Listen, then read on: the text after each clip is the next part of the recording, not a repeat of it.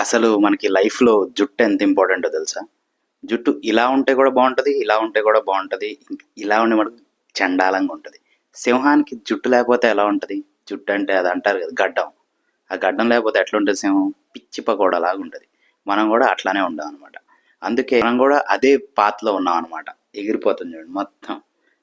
మొత్తం గడ్డి మొత్తం ఎగిరిపోతుందనమాట పైనుంచి. సో, ఈ గడ్డి మళ్ళీ గట్టిగా అయిపోవాలి అంటే మనం ఏదో ఒకటి చేయాలి కదా!